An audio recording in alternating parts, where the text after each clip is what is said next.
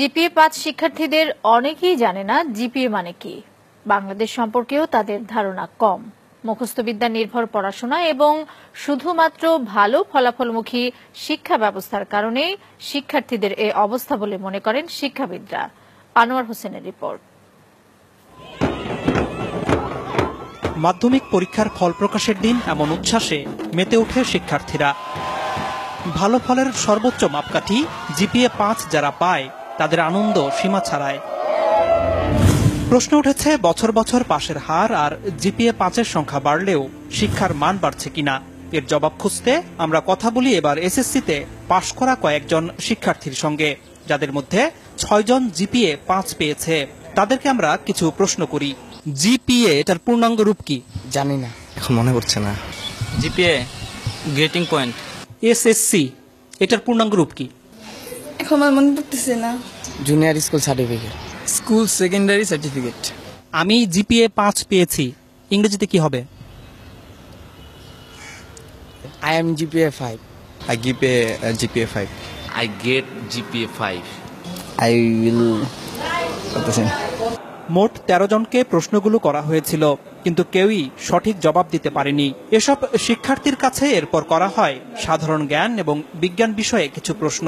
পাঠ্য বইতে বিভিন্ন সময় পড়লেও খুব কম প্রশ্নেরই সঠিক উত্তর দিতে পারে তারা। শহীদ মিনার কোথায়? সরি, জানি না। অপারেশন সার্চলাইট এটা কি? অপারেশন সার্চলাইট জানি না।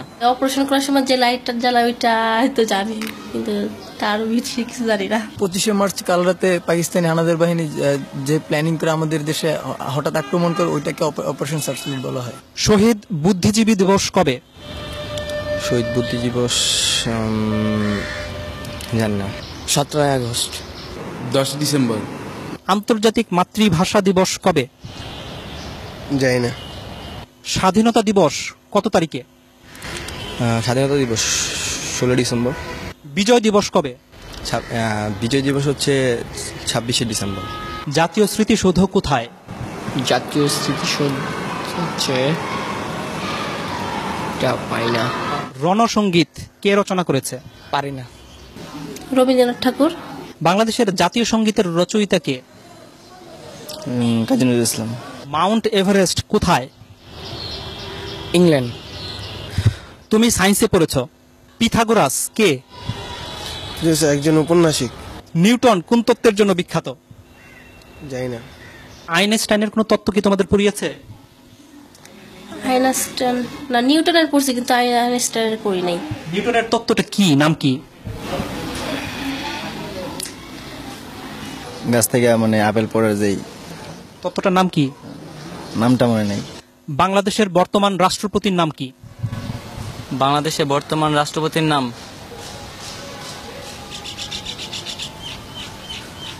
জানি না। রাষ্ট্রপতির নাম হচ্ছে মুক্তিযুদ্ধের সময় বাংলাদেশকে কয়টি সেক্টরে ভাগ করা হয়েছিল? 9টি। নেপালের রাজধানী কোথায়? নেপসুন। তুমি তো কম্পিউটার ব্যবহার করো। ব্যবহার করি মাঝে মাঝে আর কি, এই ফেসবুকে আর কি থাকি, গান টান শুনি। হার্ডওয়্যার এবং সফটওয়্যার এটার মানে বুঝো? জানি না। তোমরা কি পাঠ্য বইয়ের বাইরে কোনো বই পড়ো? এমনি মানে গল্পের বই পড়ি। কার গল্প? রবীন্দ্রনাথ ঠাকুরের গল্পের বই পড়ি। রবীন্দ্রনাথ ঠাকুরের একটা গল্পের নাম বলো তো। শিক্ষাবিদরা বলছেন জিপিএ-5 পেয়ে ভালো শিক্ষার্থীর তকমা নিলেও জ্ঞান অর্জনের দিক থেকে পিছিয়ে আছে তারা। আমরা দেখি বিশ্ববিদ্যালয়ে ভর্তি পরীক্ষায় জিপিএ-5 তারা পাস পর্যন্ত করতে পারে না। তার মানে যারা জিপিএ-5 পেয়েছে তারা যেটা শেখার কথা সেটা শিখে নাই।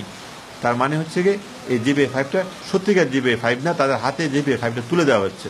এখন শিক্ষার গুণগত মানটা যদি বাড়ানো না হয়, তাহলে শুধুমাত্র সংখ্যা দিয়ে আসলে কোনো লাভ হবে না। এদিকে শিক্ষার্থীরাই জানালো কেন তারা এসব প্রশ্নের উত্তর দিতে পারছে না। প্রথম কথা হলো আমি সংবাদ বেশি দেখি না, নিউজ পেপার পড়ি না।